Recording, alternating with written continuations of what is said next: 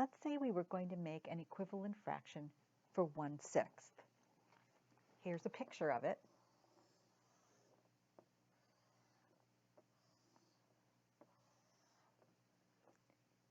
Pretend my pieces are the same size, please. All right, here we have 1/6. If we were to multiply this by 2, we could get an equivalent fraction. 2 times 1 gives us 2, and 2 times 6 is 12. So I would have to make a circle with 12 cuts in it.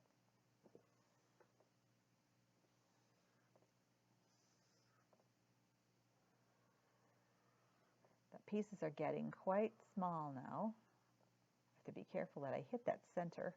There. Let's see if I have 12. I'm going to start here. 1, 2, 3, 4, 5, 6, 7, 8, 9, 10, 11, 12. All right, so what I've done really is take my original circle, the 1/6, and cut each of the 6 pieces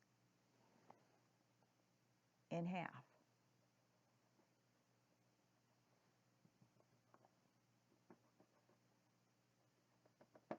To make the 12ths. In order to get 1/6 of it, here's my 1/6, I would have to shade 2 pieces of the 12ths. See how this piece would fit here? So those would be equivalent fractions. Sometimes your worksheets are going to just have pictures on them, so you're going to be able to see this in an illustrated way. But a lot of times you're just going to have the raw numbers. So for example, you might just have this much without the pictures.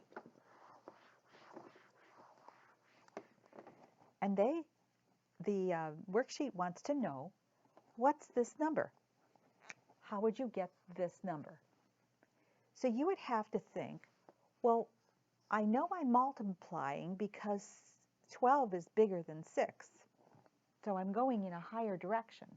And there are only 2 ways that I can get higher answers: addition and multiplication, because subtraction and division gives us smaller answers. So we now know that we have to multiply, because that's how you get equivalent fractions, the multiplication. So what did you multiply 6 by in order to get the 12? 2. Because 2 times 6 is 12.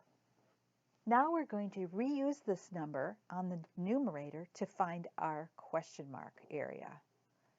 2 times 1 is 2. And we have mathematically what we showed you in pictures before. I got 3/7. Okay, 3/7. And I'm going to change this to 49. I don't know this number. I know my answer is getting larger. I'm going from 7 to 49, so I know I'm going to be multiplying this. What times 7 gives 49?